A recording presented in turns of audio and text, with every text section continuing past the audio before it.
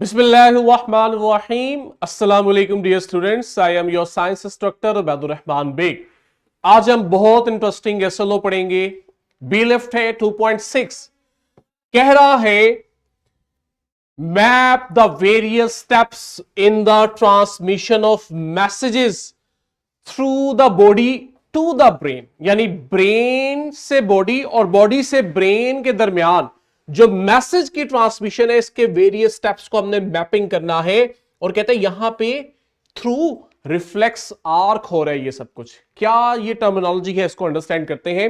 मुझे उम्मीद है कि आप सब क्लास में ब्रिजिंग एक्टिविटी परफॉर्म कर चुके हैं। आंसर हमें स्क्रीन पे शो हो रहा है। फोकस आज का है जी रिफ्लेक्स एक्शन। ये दो की टर्मिनोलॉजी हमने अंडरस्टैंड करनी है, रिफ्लेक्स एक्शन, रिफ्लेक्स आर्क, बाकी सब कुछ सिंपल है।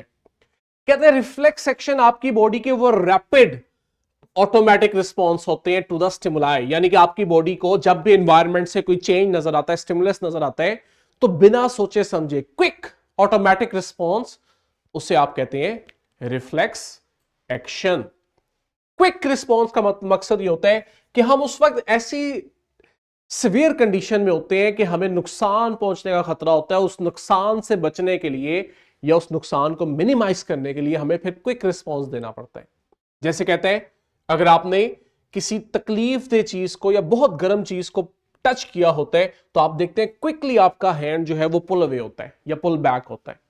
बिना सोचे समझे आप अपना हाथ पीछे करते हैं उस दर्द से खुद को बचाने के लिए।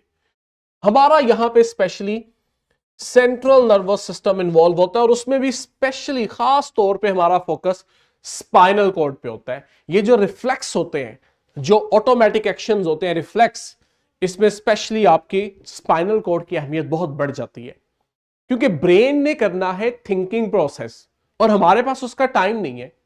तो स्पाइनल कॉर्ड पहले ब्रेन से भी पहले एक्शन परफॉर्म करवाती है। ब्रेन को बाद में पता लग जाता है क्या हुआ है, लेकिन उस सिचुएशन में स्पाइनल कॉर्ड बिना थिंकिंग के क्विक रिस्पॉन्स करती है।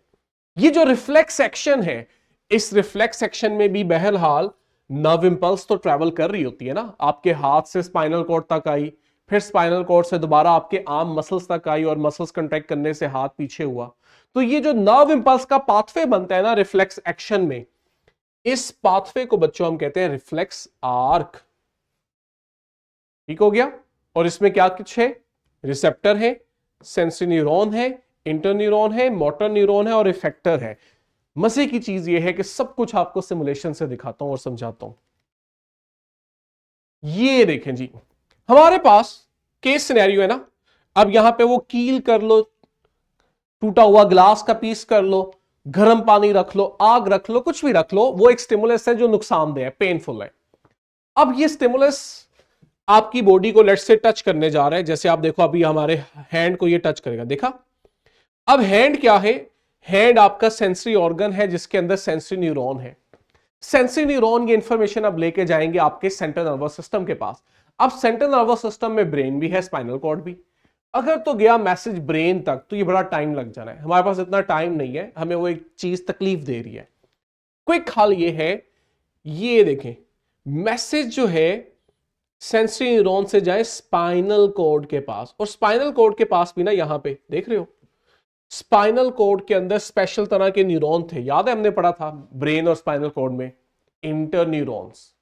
तो सेंसरी न्यूरॉन से मैसेज गया स्पाइनल कॉर्ड के इंटरन्यूरॉन को, और इंटरन्यूरॉन ने पहले ब्रेन को बताने की बजाय क्विकली डिसीजन लिया और मैसेज ट्रांसफर किया आगे मोटर न्यूरॉन को। ये देखें, ये मोटर न्यूरॉन अब मैसेज को लेकर आ रहा है आपके मसल्स तक, जो कि आपके इफेक्टर्स हैं, ताकि मसल्स कंट्रैक्ट करें और हाथ पीछे हो इस तकलीफ दे चीज से। अभी देखना, जैसे ही मसल्स के पास मैसेज गया, ये देखें मसल्स कंट्रैक्ट किए और आपने अपने हाथ को उस पेनफुल स्टिमुलस से विड्रॉ किया।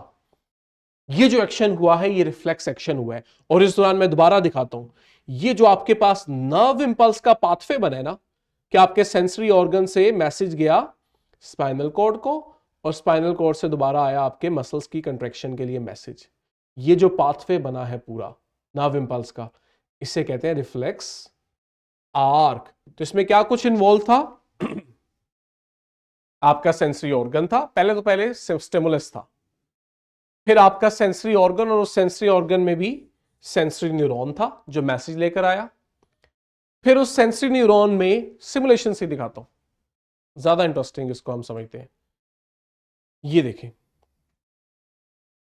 आपकी